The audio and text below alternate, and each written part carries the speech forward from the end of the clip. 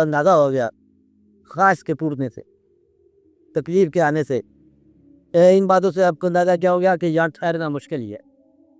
جب یہ محسوس ہو کہ ٹھہرنا مشکل ہے تو جانے سے پہلے کوئی کام تو کرنا ہے آپ نے۔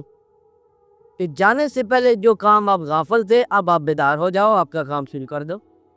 جو آپ نے بچپن سے وعدے کیے ہوئے اپنی ذات کے ساتھ ان کو شروع کر دیا جائے، نیکی کے ساتھ اس کو شروع کر دیا جائے، اور وہ زمانے پھر لوٹ آئیں گے جب آپ کی زبان سائق ہو جائے گی اور آپ کی دعا مستجاب ہو جائے گی اور آپ کا دل آباد ہو جائے گا اور آپ کی آنکھ پردم ہو جائے گی اور آپ کی پیشانی سجدوں سے منور ہو جائے گی۔ وہ دن لکھا آئے گا، اس دن کا بلانا ہے اور کرنا ہی کچھ نہیں ہے، باقی کوئی یہ کام ٹرائی نہیں کرنا۔ سیدھا سادہ وہ دن تکلیف کے ذریعے آ گیا، سبحان اللہ آ گیا، اب آپ بیدار ہو جاؤ، جھاگ پڑو اور دعائیں اپنی لے چلو اس کی بارگاہ میں۔ اب تو بات میں آ رہی رہتی، مطلب یہ ہے کہ ہماری دنیاوی آرزوئیں بھی دو قسم کی ہیں۔ دنیاوی آرزو مجبوری بن کے گمراہی کے بازار میں نکل جاتی ہے، اور دنیاوی آرزو مجبوری بن کے دربار کے ساتھ چل جاتی ہے۔ تو وہ آرزویں جو ہے نا اگر ادھر کو رخ کر رہی ہیں تو مبارک ہے، نیکی ہے کہ دعاؤں کی شکل اختیار کر رہی ہیں، تو شکر کرو کہ تمہاری تکلیفیں دعا بن گئی۔ دعا کا معنی کہ اللہ کی طرف مائل ہو گیا، کہ ہم تیری طرف آ گئے، ہم تیری طرف رجوع کر گئے، اور اسی کی طرف رجوع کرنا کام۔ اس لیے یہ دعا جو ہے بڑی مبارک بات ہے۔ دعا پر ایمان، دعا پر یقین رکھنا اور دعا مانگنا اور دعا مانگتے رہنا۔ ابھی سے بات سمجھائی، دعا پر اصرار اور تکرار منع ہے، کہ شرط نہیں ہے، مانگنے والا جو عطا فرما رہا ہے بہتر ہے۔ اور اللہ تعالیٰ کی طرف سے یاد رکھنے والی بات دل میں، اللہ تعالیٰ کی طرف سے کوئی تکلیف نہیں آتی جب تک وہ ایک بڑی آنے والی تکلیف نہیں ڈال جاتی۔ اس تکلیف کا اس لیے بھی شکریہ ادا کرو، یہ بہت بڑی تکلیف چل گئی اور ہمیں وہ پتہ نہیں پتا کہ کس مہربانی سے واقع ہو گیا۔ آپ اندازہ لو کہ صدقے سے بلا ٹل کے، آپ سے بلا کے دنیا ہی ساری بلا کو جتنے چلے، بلا کی تعریف ہی یہی ہے، صدقے سے کہل جاتی، اور دوست کے آنے سے بیماری نکل جاتی، ایسے ہوتا ہے۔ اسی طرح تکلیف جو ہے نا یہ بہت بڑے عذاب ڈال جاتی ہے۔ مقصد ہے کہ اللہ کی طرف سے ایک آدمی نے ختم کھائی ہے کہ میں بیوی کو 100 پورے ماروں گا، اسی میں قدر نہیں مانا، شباہ ہو گئی، بیوی نے خدمت کی، پیغمبر ہے، جناب کیا کیا جائے، کوڑے کیسے مارے جائے، 100 تینوں کو جاری جائے نا، ہلکا سا مار دو، ملے بیٹھے تمہاری شرط بھی پوری ہوگی۔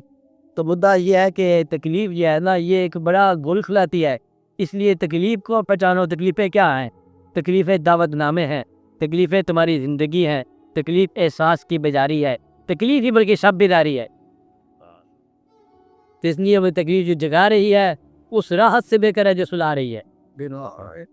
جی بڑا خیال رکھو اپنا، بڑا دھیان رکھا کرو، اور آدمی آپ کو خیال رکھو کہ اللہ تعالیٰ تو جواب کرتا ہوں پھر بھی کہ اللہ تعالیٰ آپ لوگوں کی تکالیف دور کرے، اللہ تعالیٰ آپ لوگوں کے اندیشے دور کرے، اللہ تعالیٰ آپ لوگوں کی امیدیں پوری کرے، اللہ تعالیٰ آپ کے محسنوں کو آپ پر خوش رکھے، اللہ تعالیٰ آپ کے بزرگوں کو آپ پر گلہ نہ کرنے دے، اللہ تعالیٰ آپ کی اولادوں کو آپ کا ادب سکھائے اور آپ کی اولاد مؤدب ہو، اللہ تعالیٰ آپ کی رزق کو صالح فرمائے، اللہ تعالیٰ آپ کی رزق کو آسان بھی فرمائے، کشادہ بھی فرمائے۔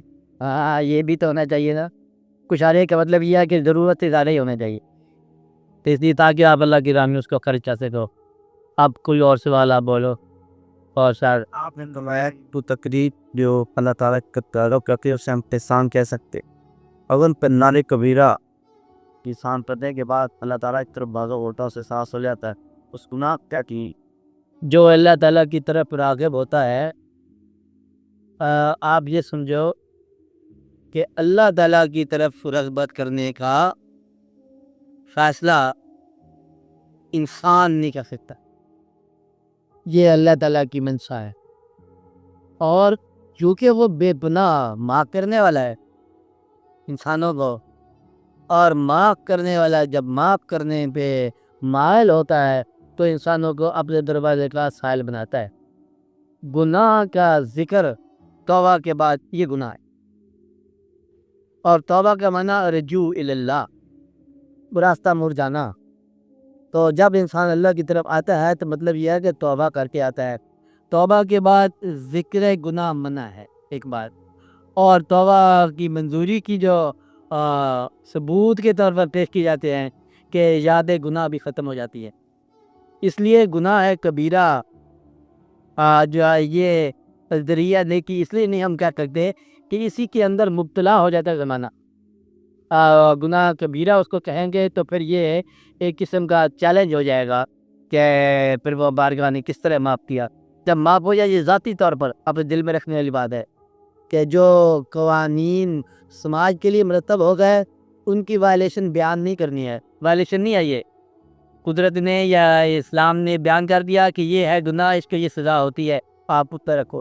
آپ اگر سزا کی طرف جا رہے تھے، جگلت کر دیں پکارا، کوئی نیکی آپ کی پتہ نہیں کتنی نیکی کام والی، تو نیکی گناہ پر حاوی ہو سکتی ہے، اور دعا جو ہے یہ ابتلا پر حاوی ہو سکتی ہے، اور اس کا فضل جو ہے اس کی رحمت جو ہے وہ اس کے غضب پر حاوی ہے، اور یہ جو شفاعت ہے یہ انصاف پر حاوی ہے۔ اس لیے آپ جو ہے دل میں یہ رکھو کہ اللہ کریم کے بڑے احسانات ہیں۔ آپ کو پتہ نہیں ہے کہ ماں آپ کی دعا کرنے والی ہو ادھر سے کہ میرا بیٹا کسی ابتلا سے نہ گزرے، اور ماں باپ ہمیشہ دعا کرتے ہیں کہ میری ضروریت تھی، میری اولاد کو رحم فرما۔ اس لیے ماں باپ کی دعاؤں کو اتنا کمزور نہ سمجھو کہ ماں باپ سے مراد ہے کہ سارے قبیلہ اولاد آپ شامل ہوں گی۔ اس لیے سب لوگ دعا کرتے ہیں، اور آپ کے آنے والے بچے بھی دعا کریں گے کہ ہمارے والدین کو بخش لو جہاں اس حال میں ہے۔ اس لیے گناہ جو ہے یہ اس کی بارگاہ سے ایک قسم کا انکار ہے۔ انکار اگر بندہ کرے تو اس پر توبہ کا دروازہ ہے۔ توبہ بنی اس لیے ہے کہ گناہ کے لیے توبہ کر لی جائے۔ ایک وہ ذات جسے ابلیس کہا گیا ہے، ابلیس کہتے ہیں اس کے جو خدا کی رحمت سے مایوس ہو جائے۔ سبحان اللہ، ابلیس کا معنی یہی ہے، لغت گرامر کا معنی ہے کہ جو اللہ کی رحمت سے مایوس ہو جائے اسی کو ابلیس کہتے ہیں۔ تو وہ آدمی جس کو رحمت سے مایوس ہو جائے وہ ابلیس ہے۔ اور مسلمانوں میں کون مطلب آدمی جو ہے، یہ انسانوں میں کون ایسا آدمی ہے جو دروازہ توبہ کا بند سمجھتا ہے، یا جو دعا کبھی اس کے قریب نہیں جاتا، دعا پر جس کا پیٹ نہیں ہے وہ اس کے لیے کوئی بخشش نہیں ہے۔ اس لیے دعا کا مطلب ہی یہی ہے کہ ہمارے اعمال اس قابل نہیں ہے کہ ہم تمہارے سامنے پیش کر سکیں، کہ ہمارے تیرا فضل ہے جو ہمیں مہربانی فرما دے، یہ بنانے والے ہمیں پھر سے تازہ دم بنا دے، وہ بنا دیتا ہے۔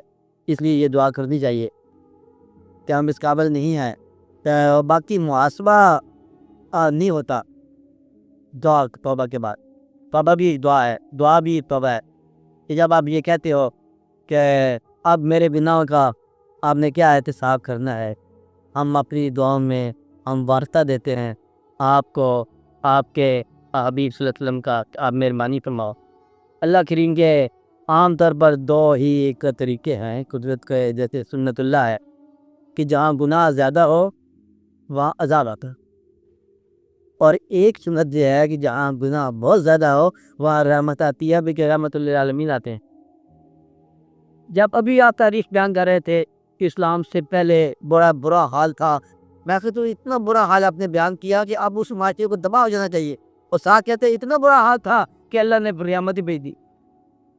گویا کہ برا حال جو ہے یہ بھی اللہ کی رحمت کی ایک قسم کی دلیل آنے کی کہ ہم اتنے مبتلا ہو گئے، اب ہمیں ہمارے عمل کے ذریعے اصلاح نہیں ہو سکتی ہے۔ اب وہ وقت آ گیا کہ اب تو ہی بچا، ہم نہیں بچا سکتے، ہماری قواری ہمیں نہیں بچا سکتی، ہمیں کوئی دیکھی بھی اور اتنی نہیں کر سکتے۔ اب وقت بھی ہو گیا، اب ہمارے اعضاء بھی شل ہو گئے اور ہم بہت بوڑھے ہو گئے۔ میں نے اس لیے بتایا کہ اس مقام پر جب انسان پہنچتا ہے، شل ہو جاتا ہے، وہاں عبادت پر ابھی ایک چیز دیکھتا ہے، وہ اس کے اپنے آنسو ہیں، اور یہ چیز جو ہے نا اس کو ولی بارگاہ میں لے جاتی ہے۔ اس لیے یہ دعا کرنی چاہیے کہ اللہ تعالیٰ مطلب آپ کو رحم فرمائے۔ اور یہ کیا سا مقام آتا ہے شل ہو جانے کا، بات سنو کہ ایک آدمی، تو واقعہ ہے ایسا کہ ایک آدمی آج جگہ بیٹھا ہوا رو رہا تھا، وہ بیچارہ جنگل سے جڑی بوٹیاں سے اس نے کوئی روح کہاں پی کے اکٹھا کیا، بوٹیوں کا روح جو راسو تو بناتے ہیں دوائیاں وغیرہ، بڑی محنت کے بعد اس کے بعد رو رہا ہے تو اس کے ہاتھ سے شیشی گری، ٹوٹ گئی، امٹی کمائی، روئی جا رہا، گرو اپنے کو پکار رہے ہیں، اپنے پیر کو، گرو کی آواز آتی ہے، کہتا ہے رو رہے ہو کیا بات ہے؟ کہتا ہے یہ وہ سارا کے سارا جو میں نے روح اکٹھا کیا تھا، راستے طے کیا تھا، اور سارے کا سارا گر گیا، موتیں ٹوٹ گئی، اور روئی جا رہا، بڑا ہی جا رہا، روئی جا رہا ہے۔ اس کا گرو کہتا ہے، ہنس رہا ہے گرو، وہ کہتا ہے جب گرو مہاراج میں مصیبت میں ہوں اور آپ ہمارے گرو ہو، آپ ہنس رہے ہیں، یہ کیسا انصاف ہے؟ اس نے کہا تو جو چیز مانگ رہا ہے تجھے تو نہیں ملی، اور جو میں چاہتا تھا وہ میری مل گئی۔ اس نے پوچھا گرو سے کہ تمہیں کیا مل گیا گرو مہاراج؟ کہتا مجھے تیرے آنسو ملے۔ کہتا میرے آنسو سے کیا ہوگا؟ کہتا انہی کے پیسے تو جڑی بوٹیوں میں رکھ ہوتا ہے، ناند تو رس جو ہے وہ لینا اور ہے، رس دینا اور ہے، اور یہ وہ چیز ہے جو تجھے قریب کر لیتی ہے، اور اسی کے دم سے سارے نظام قائم ہے۔ اس لیے یہ بڑا ہی حساب رکھنا چاہیے کہ تیرے آنسو جو ہیں اور وہ بڑے ہی قریب ہیں۔ اللہ تعالیٰ بدلے بھی فضل فرمائے۔ یہ ایک مقام ہے، اس کے اور بھی لوگوں نے بڑی بڑی وضاحتیں کی ہے۔ شاعر ہے اس کا، ولی کا شاعر، ولی جنت کی قیمت ایک آنسو ہے خدا جانے، مگر اس آنکھ سے نکلے جو پناہ ہے تیرے دل میں۔ مطلب یہ ہے کہ ایک ایسی چیز ہے، ایسا راز ہے اس کائنات میں، یہ راز ہے کہ جہاں کوئی چیز نہیں کام آتی وہاں تیرے آنسو لے جاتے ہیں، اور اس کا سفر نہیں رکتا، یہ سیدھا اگر بارگاہ میں بات جاتی ہے، بارگاہ سمدیت میں۔ تو اس لیے اپنے اجازہ لینا چاہیے کہ کہیں آپ کے آنسو خشک تو نہیں ہو گئے، اور ان کو زندہ رکھا کرو، اور بس آپ اللہ کے قریب ہوتے ہو۔ اللہ تعالیٰ جس پر راضی ہوتا ہے نا، اس کی آنکھ پر نام کر لیتا ہے۔ اللہ خود ہی شاہ فرماتا ہے کہ میرے بندے وہ ہیں یضحکوا قلیلا ویبکوا کثیرا، ہنستے کم ہیں اور روتے زیادہ۔ وہ ہونا ارتلاز ہی ہے، روتے زیادہ ہے کہ مطلب یہ ہے کہ میرے بندے ہیں وہ۔ تو اللہ کے بندے جو ہے نا وہ روتے ہی دل جاتے ہیں، مل کے رونا در رو کے ملنا، تو چلتے چلے جانا۔ یہ ایک ایسا مقام ہے جہاں نہ گناہ رہتا ہے اور نہ کوئی نیکی رہتی ہے، اور انسان تقرب میں موجود ہوتا ہے، اور اسی وقت جب کبھی وصال ہوا لوگوں کو کہ دیدار ہوا تو اس وقت تو آنکھ میں آنسو ہوتے ہیں۔ تو یہ ایک دلیل ہے کسی ذات کے قریب آنے کی، جس کو رکت کہتے ہیں، جس کو آپ کچھ کہتے ہیں۔ تنہائی میں بیٹھا کرو، غور کیا کرو، پکارا کرو، اس لیے وہ گناہ نہیں رہتا جس پہ توبہ کر دی جائے، اور توبہ کے بعد اس کو اصرار نہ کیا جائے، بس مہربانی ہوگی۔ مہربانی کرنے والا ہے وہ مہربانی کرتا رہتا ہے۔ ایک اور آپ کو آنسو کی بات بتاؤں، ایک درویش کے پاس اس کا مرید آئے۔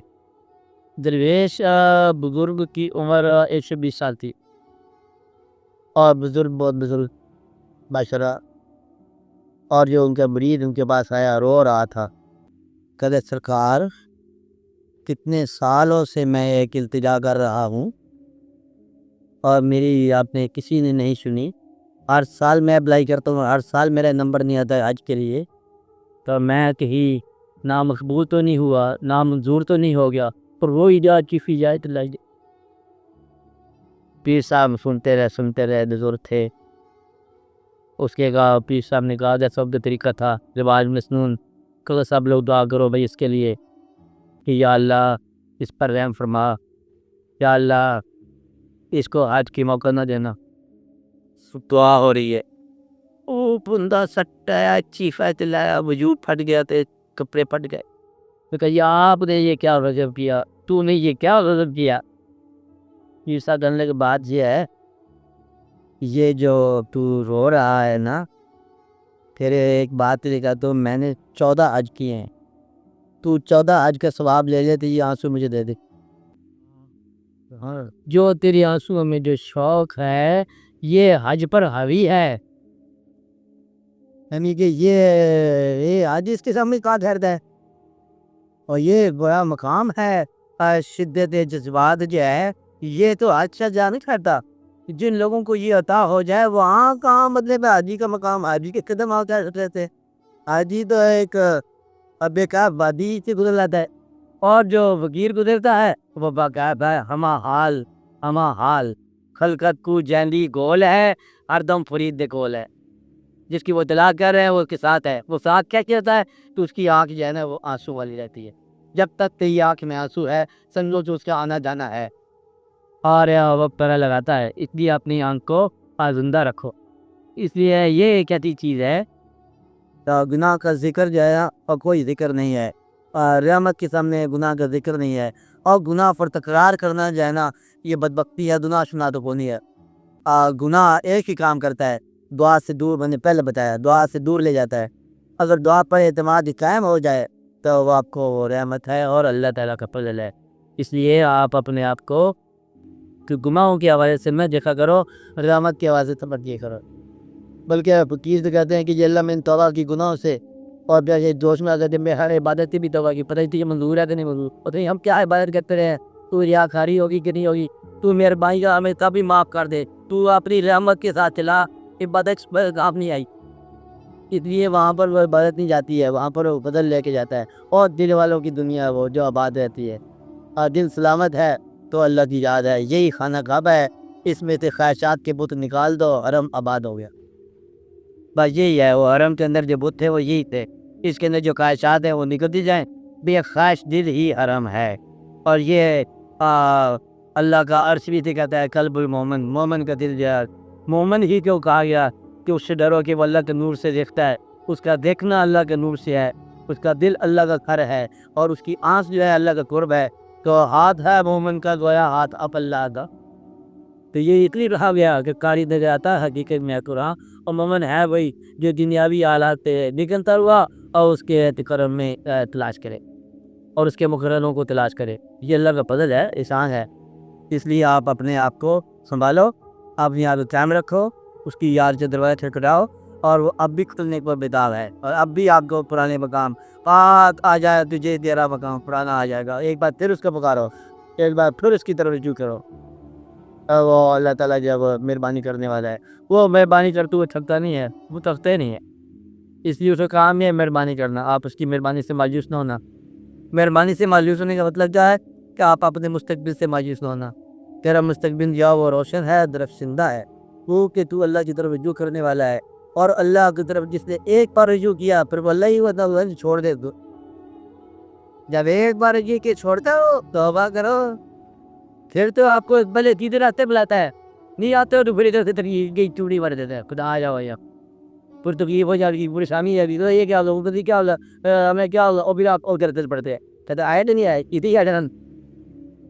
اس لیے آپ دعا کرو کہ اللہ تعالیٰ آپ پر فضل کرے اور فضل کے دروازے کھولے، اور آپ اپنے زندہ ہے والدین تو ان کی خدمت میں اسلام کیا کرو، اگر وہ رخصت ہیں ان کے مزار کی روشنائی بنایا کرو، اچھا ان کو ضرور وہاں جا کے کوئی نہ کوئی چراغ دلایا کرو، ہاں ضرور ملے جا کے سلام دعا کیا کرو، اور اپنے بزرگوں کا احترام، جہاں کوئی مزار نظر ہے جس پر گنبد ہو اس پر حاضر لے کے سلام ضرور کیا کرو کہ اس پر جو ہے نا مہربانی حضور پاک کی ہے۔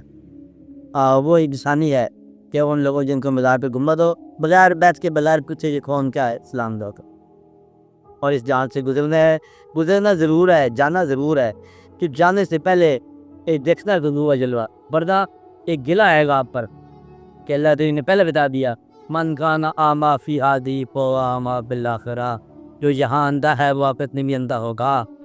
جہاں جلوہ دیکھنا ضرور ہے تم نے، تب جلوے کی مختصر تعریف یہ ہے، جلوہ تیرے آنسوؤں کا دوسرا نام ہے، سبحان اللہ، بس یہی اس کا نام ہے۔ اور اپنی ان بس قیمتی چیزوں کو سنبھالو، اور اپنے آپ صبر لو، دوبارہ صبر لو، اور پھر وہ بات تازہ دم واپس ہے۔